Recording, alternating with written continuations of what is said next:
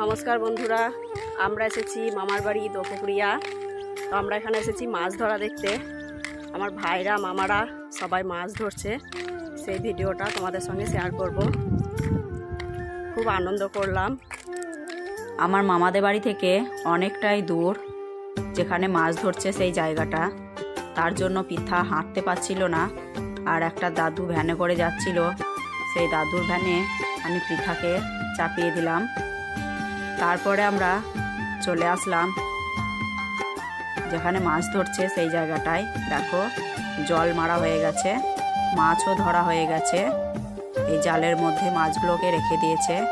অনেক বড় বড় মাছ আছে ভিতরে, সব মাছ এখন দেখা যাচ্ছে না।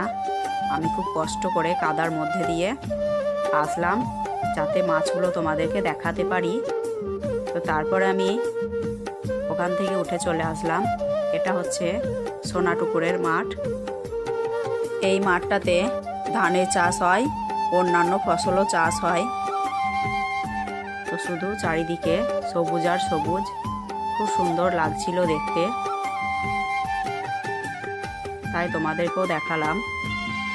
তারপর আমরা বাড়ি চলে যাচ্ছি।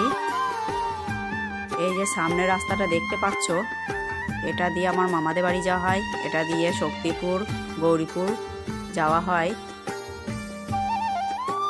আর এই দিকের রাস্তাটা দিয়ে মানিককাহার যাওয়া হয়। আর এই যে একদল হাঁস, পৃথা হাঁসগুলোকে তাড়াচ্ছিল। খুব ভালো লাগছিল হাঁসগুলোকে দেখতে।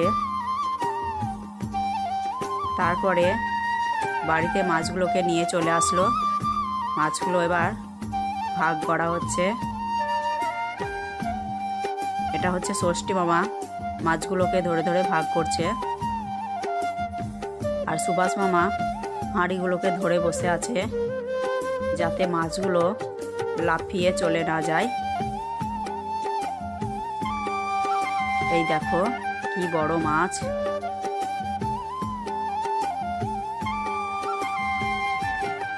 অনেকটাই বড় বড় মাছ পেয়েছে, আর অনেক মাছ পেয়েছে।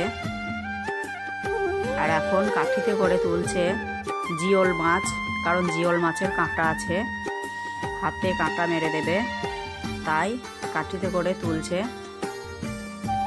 এখনো অনেক মাছ আছে ভাগ করতে, সব মাছ একে একে ভাগ করা হবে। আর এদিকে দিদারা রান্না করছে উনানে। ভালো থেকো বন্ধুরা, দেখা হচ্ছে পরের ভিডিওতে।